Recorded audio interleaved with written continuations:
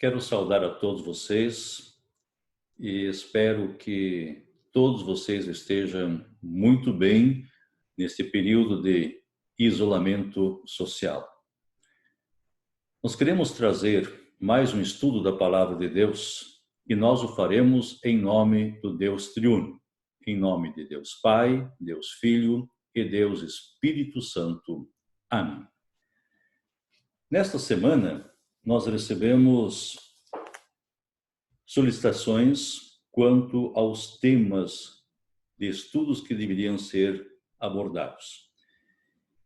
Por isso, o primeiro tema da nossa abordagem será sobre o anticristo.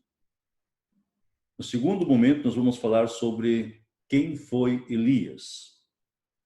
Depois, nós vamos falar sobre o papel de Judas Iscariotes, que traiu Jesus. E no quarto ponto, nós vamos destacar Enoque. Sim, quem foi Enoque? A exemplo de Elias, que também não passou pela morte. Rogamos ao Deus eterno que conceda em rica medida do poder do seu Santo Espírito a cada um de nós, na reflexão, meditação da Palavra de Deus. Amém. Então vamos lá, respondendo dúvidas. A primeira pergunta é da Paula Fischer. Podes compartilhar conosco o teu conhecimento sobre o anticristo? É claro que sim. Paula, o termo anticristo no sentido mais amplo aplica-se a todos os falsos mestres que dentro da igreja ensinam doutrinas contrárias à palavra de Cristo. E nós vamos encontrar marcas para reconhecer o anticristo. Primeira marca é a apostasia. O que é apostasia? Quando um indivíduo ou uma denominação cristã se desvia da verdade de Cristo, começa a interpretar mal ou ensina coisas contrárias à palavra de Deus. Aqui o apóstolo Paulo, na segunda carta aos Tessalonicenses, capítulo 2, versículo 3, ele escreveu o seguinte: ninguém, de nenhum modo, vos engane, porque isto não acontecerá sem que primeiro venha a apostasia e seja revelado o homem da iniquidade, o filho da perdição. Quer dizer, a vinda de Cristo não vai acontecer antes de ocorrer a apostasia, ou seja, o ensino de doutrinas falsas. E com a apostasia, a verdade do evangelho será substituída pelas falsas doutrinas. E por causa desta apostasia da verdade, também haverá uma grande apostasia da fé em Cristo.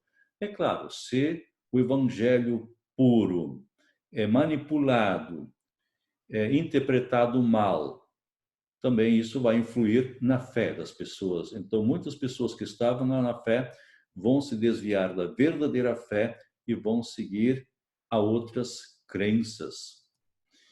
O espírito do anticristo, ou ministério da iniquidade, já operava na igreja nos tempos dos apóstolos. Isso o apóstolo Paulo escreveu na segunda carta aos Tessalonicenses, capítulo 2, versículo 7. E também o apóstolo João, na sua primeira carta, capítulo 4, versículo 3, escreveu o seguinte: e todo espírito que não confessa a Jesus não procede de Deus. Pelo contrário, este é o espírito do anticristo. Então, aqui fica muito bem definido o que é anticristo. Todo aquele que não confessa Jesus, que é o Senhor e Salvador, este não procede de Deus. Este é o anticristo. Até entre os discípulos de Cristo havia contendas, queriam saber quem deles seria maior no reino de Deus. Jesus ensinou a ter humildade. Agora, de repente, os discípulos estavam discutindo quem seria maior, teria maiores privilégios no reino de Deus. E isso está escrito em Lucas, capítulo 22, versículo 24. Suscitaram também entre si uma discussão sobre qual deles parecia ser o maior. E atrás da luta pelo poder dentro da igreja, diz o apóstolo Paulo, em segunda carta aos Tessalonicenses, capítulo 2, versículos 9 e 10, está o próprio Satanás. Paulo escreveu assim: ora, o aparecimento do iníquo é segundo a eficácia de Satanás, com todo poder e sinais e prodígios, com mentira e com todo engano de injustiça aos que perecem, porque não acolheram o amor da verdade para serem salvos. Esse anticristo continuará na igreja visível até o final dos tempos. Até o final dos tempos haverão doutrinas falsas, haverá a manipulação da verdade de Deus, haverá interpretação errada. Então, o anticristo não é apenas um indivíduo. Quer dizer, se nós falarmos de um indivíduo, o anticristo é o próprio Satanás. Mas o anticristo, na verdade, é o conjunto de pessoas, de pastores ou até mesmo de igrejas que não pregam a verdade de Deus, mas manipulam a palavra de Deus. Esses todos são contra Cristo. Eu espero que tenha explicado esta pergunta para Paulo. A segunda pergunta vem da Maria Helena Scheibe. Ela pergunta o seguinte: a minha dúvida é sobre Elias. Como surgiu, quem era e por que está no céu? Ele era uma pessoa humana? De onde? Que naturalidade? Morou ou fez algo notório? Quem sabe ele foi um anjo? Para nós termos um pano de fundo, uma fundamentação sobre Elias, nós temos que ir para o primeiro livro de Reis, capítulo 17, onde começa o ciclo de Elias, o grande profeta que exerceu o seu ministério no reino do norte durante o reinado de Acabe e Acasias. Isso é entre os anos 874 e 852 a.C. Foi um período de 22 anos. Os capítulos da Bíblia relativos a Elias, na verdade, começam no primeiro livro de Reis, capítulo 17, e se estende até o final do livro e vai até o segundo livro de Reis, capítulo 1, versículos 1 até 7, onde nós temos depois a narrativa sendo o profeta Elias levado para os céus vivo. Então, vamos lá tentar responder as perguntas da Maria Helena. Quem era Elias? Na verdade, a Bíblia não fala, não revela coisas sobre a vida pessoal e familiar do profeta Elias. O que nós sabemos é que o nome de Elias significa Javé é Deus ou Javé é o meu Deus, conforme 1 Reis, capítulo 18, versículo 39. 1 Reis, capítulo 17, versículo 1, fala Elias, o Tisbita. Por que Tisbita?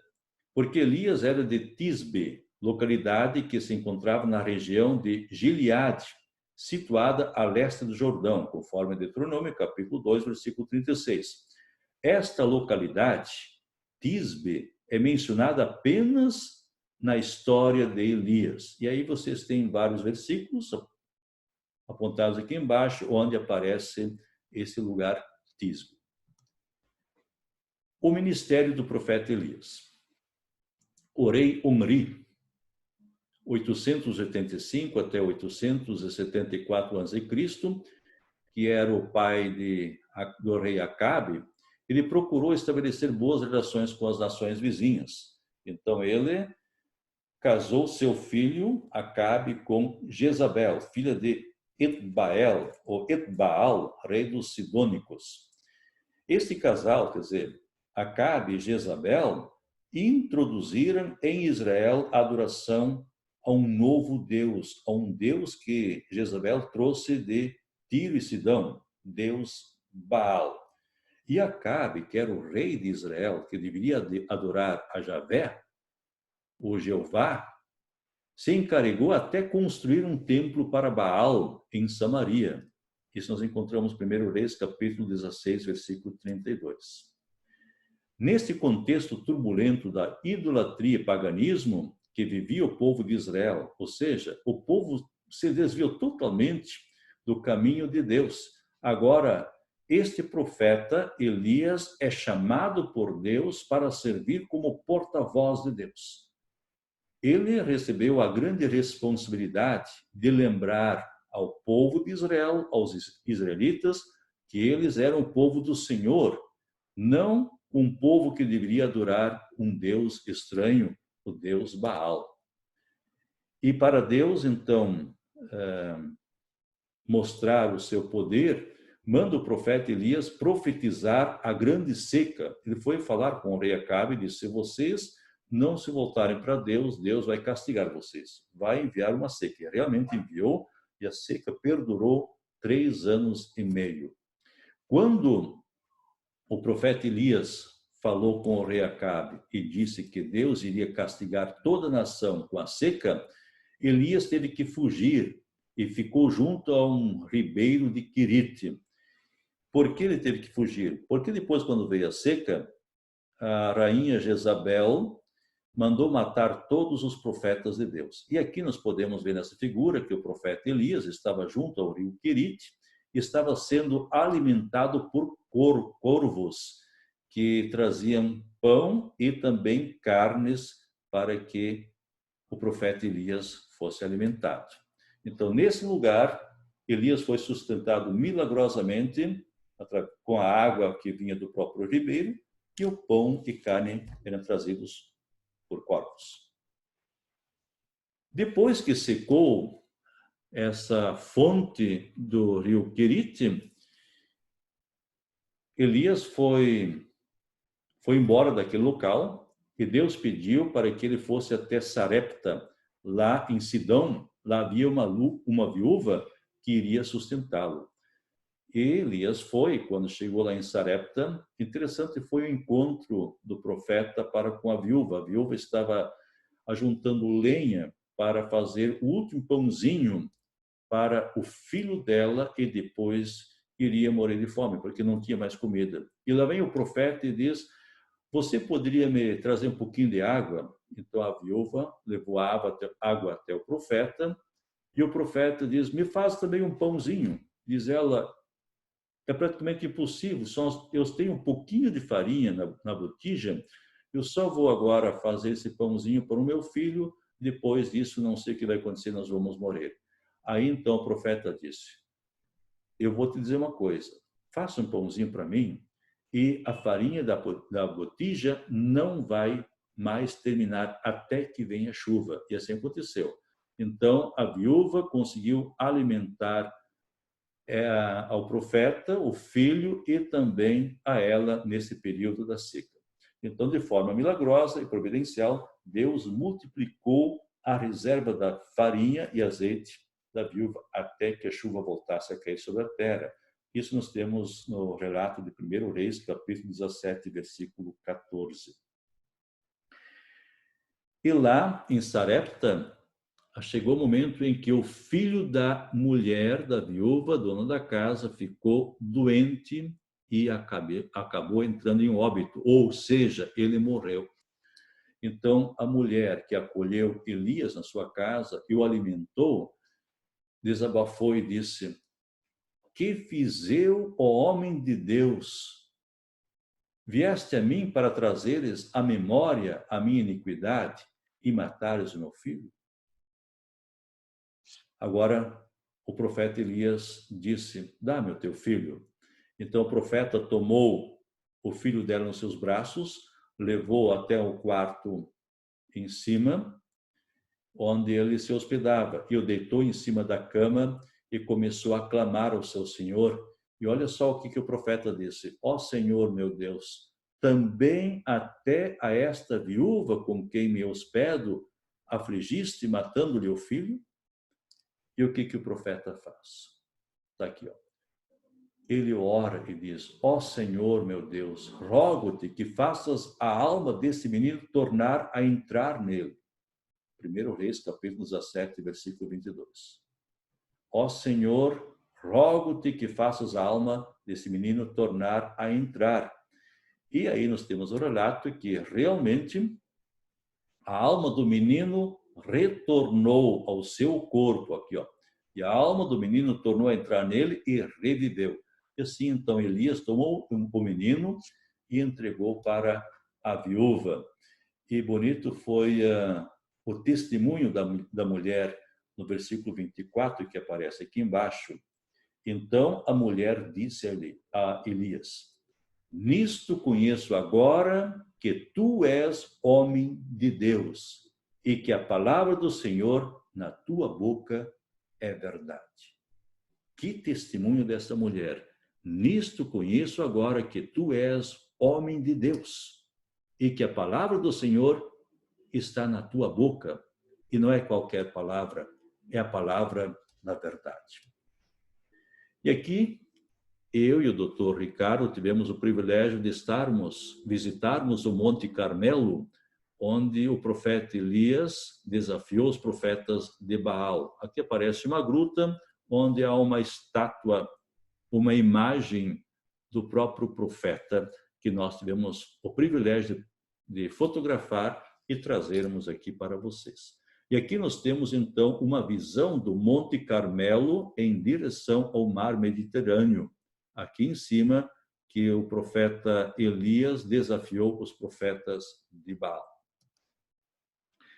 Então, durante o período da seca, profetizado por Elias, ele então fugiu e para Querite, e Samaria foi castigado com a seca. E nesse período, então, Jezabel mandou matar todos os profetas do Senhor. Mas havia um homem chamado Obadias, oficial do rei Acabe, que inclusive conseguiu esconder alguns profetas. E também ele foi o responsável que chegou a levar o profeta Elias a conversar com o rei Acabe. E aí nós temos agora a conversa entre o rei Acabe com o profeta Elias. O rei Acabe, na verdade, estava culpando Elias da miséria em Israel. Mas o profeta, por outro lado, ele deixou claro que ele não era o culpado, mas quem era o culpado pela seca, pela miséria de Israel, era ele e a sua família. Em vez de adorarem o Deus verdadeiro, passaram a adorar deuses estranhos, o Deus Baal.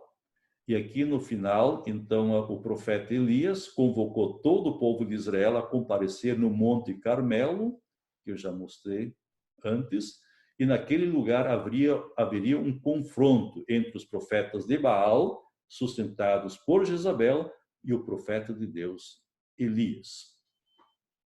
Então aconteceu que os 450 profetas de Baal, que não eram poucos, 450 profetas de Baal e mais 400 profetas de Aserá foram até o monte. Quer dizer, quase 1000 profetas, 450 mais 400, 850 profetas, desafiando um único profeta, que é Elias.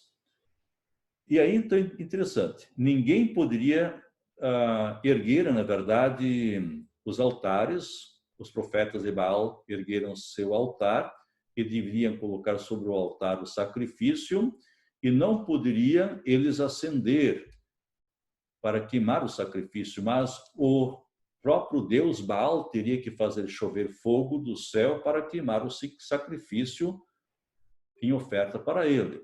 E, por outro lado, também Elias iria erguer um altar, que na verdade era um altar que já estava em ruínas, que o profeta Elias reconstruiu, também colocou sacrifício sobre ele e não poderia tocar fogo, mas sim o Deus Elias teria que fazer chover fogo do céu e fazer queimar o sacrifício. Então, o Deus que responderia com fogo do céu, este seria o verdadeiro Deus. Agora, é claro, o povo de Israel que queria saber quem era esse Deus verdadeiro. Os profetas de Baal, quando invocaram o Deus deles, ele não respondeu. Elias, inclusive, chegou a zombar deles, dizendo: vocês precisam gritar mais alto, quem sabe o Deus de vocês esteja dormindo, não está ouvindo vocês. E assim eles se autoflagelavam, gritavam, mas não choveu fogo do céu para queimar o sacrifício que eles estavam oferecendo ao Deus Baal. E depois de algum tempo, Elias disse assim ao povo de Israel: venha agora para junto de mim, eu vou reerguer o altar, reconstruir, que estava em ruínas, e vamos colocar sacrifícios e poderão jogar água ao redor do altar. Então eu vou invocar em nome do Senhor para fazer chover fogo do céu. E assim aconteceu. Choveu fogo do céu e queimou o sacrifício. E aí o povo de Israel entendeu por que este povo foi castigado por 3 anos e meio, porque se desviaram do caminho do Senhor, passaram a adorar um Deus estranho, o Deus Baal. E naquele dia, os profetas de Baal foram mortos, porque o povo de Israel se sentiu enganado por esses profetas. É claro que a partir daí, quando a rainha Jezabel descobriu que os seus profetas foram mortos pelo povo de Israel, ela também procurou matar o profeta de Deus, o profeta Elias. Elias teve que fugir de lá. Inclusive, Elias entrou em depressão. Ele chegou a se deitar debaixo de um zimbro e disse: Deus, eu não vou mais cumprir as tuas ordens, já chega, sempre estou fugindo. Então, Elias recebe a promessa de ter um privilégio que nenhum outro homem, nenhum outro profeta tinha, de ser levado vivo para o céu, sem passar pela morte. Então, aqui nós temos o texto, segundo o livro de Reis, capítulo 2, versículos 9 até 14. Elias estava caminhando com Eliseu, outro profeta, e Elias queria sempre ficar sozinho, mas o profeta Eliseu disse: não, eu quero sempre ficar contigo, eu quero ver como você vai para os céus, porque Eliseu sabia que o profeta Elias seria tomado da terra sem passar pela morte. E aí, então, nós temos o relato. Havendo eles passado, quer dizer, pelo rio Jordão, Elias disse a Eliseu: pede-me o que queres que eu te faça antes que seja tomado de ti. Então, vejam só, o que Eliseu pediu para o profeta Elias? Peço-te que me toque por herança porção dobrada do teu espírito. Aí Elias disse o seguinte: você não pediu pouca coisa, não, né? Dura coisa pediste. Mas como Elias não poderia dar o que Eliseu pediu, vejam só qual foi a resposta. Todavia, se me vires quando for tomado de ti, assim se fará. Porém, se não me vires, não se fará. Então, indo eles andando e falando, eis que veio um carro de fogo com cavalos de fogo, separou os dois. Elias subiu no carruagem de fogo e num redemoinho foi levado para o céu. Então, vamos aqui para a figura. Elias está sendo levado para o céu, aqui, e lança sua capa para o profeta Eliseu. E assim, então, se cumpriu a promessa que ele receberia em dobro o Espírito de Deus. Então, esse foi um profeta, um dos grandes profetas de Israel, o profeta Elias. Quando nós olhamos para dentro do Novo Testamento, e vamos perceber que aqui é o Monte Carmelo, onde nós visitamos, eu, o doutor Ricardo, e aqui, então, o texto onde Elias aparece já no Novo Testamento, no tempo de Cristo. Isso aconteceu no dia da transfiguração de Jesus no Monte Tabor. Jesus subiu ao Monte Tabor, levou consigo Pedro, Tiago e João, quando de noite ele foi transfigurado, ou seja, o seu rosto, o seu corpo começou a brilhar como se fosse mais forte que o sol, como diz o evangelista Mateus, e foi transfigurado diante deles, o seu rosto resplandecia como o sol e as suas vestes tornaram-se brancas como a luz. E aqui então aparece: e eis que lhes apareceram Moisés e Elias. Então Elias estava lá de corpo e alma. Interessante observar que Moisés também estava lá de corpo e alma.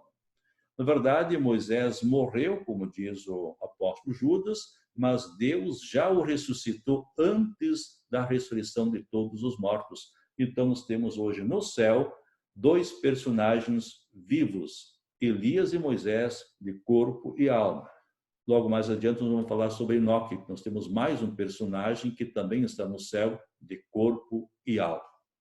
Então, em suma, seria esta história de Elias. Agora vem a terceira pergunta, Fábio Ricardo Rosa. Ele pergunta o seguinte: pastor, meu questionamento é o seguinte: o verdadeiro papel do traidor Judas em relação a Jesus.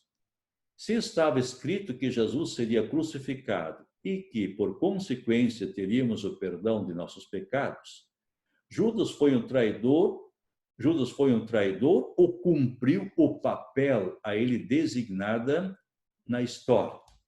Interessante essa pergunta. Então vamos lá. Nós temos em Mateus capítulo 26, versículos 14 a 16, o relato que um dos discípulos, um dos 12, chamado Judas Iscariotes, ele entrou em acordo com os principais sacerdotes e anciãos e fez uma proposta de vender Jesus. Então, Judas diz o seguinte: que me quereis dar e eu vou-lo entregarei. E os principais sacerdotes e os anciãos pagaram-lhe 30 moedas de prata. E desse momento em diante buscava ele uma boa ocasião para o entregar. Agora é interessante observar o seguinte: por que 30 moedas de prata? 30 moedas de prata era o preço tradicional de um escravo, conforme Êxodo capítulo 21, versículo 32. Na verdade, o que Judas fez? Ele vendeu o seu mestre Jesus como um escravo e entregou aos sacerdotes e anciãos como um escravo. E o escravo não tinha direito de defesa. Agora sim, os principais sacerdotes, os anciãos, podiam fazer o que queriam com Jesus, porque ele passou a ser escravo deles. Imaginem só o que foi que Judas fez.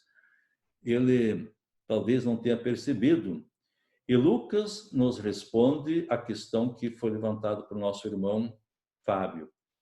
Lucas diz o seguinte: naqueles dias, isso que é depois de Jesus já ter subido aos céus, pouco antes de Pentecostes, a descida do Espírito Santo, levantou-se Pedro no meio dos irmãos, ora compunha-se a assembleia de umas 120 pessoas, e disse: irmãos, convinha que se cumprisse a escritura que o Espírito Santo proferiu anteriormente por boca de Davi acerca de Judas. Eu acredito aqui esteja a resposta da sua pergunta, seu Fábio. Convinha que se cumprisse a escritura que o Espírito Santo proferiu anteriormente por boca de Davi acerca de Judas, que foi o guia daqueles que prenderam Jesus, porque ele era contado entre nós e teve parte neste ministério. E aí, então, entre outras coisas, Pedro explica que Judas, ele ter traído Jesus, ele se arrependeu, tentou abrir o negócio, mas não conseguiu. E agora aqui Pedro, em Atos, ele explica onde está escrito isso na Bíblia. Está escrito no livro de Salmos, ou seja, Salmo 69, versículo 25. Fique deserta a sua morada e não haja quem nela habite.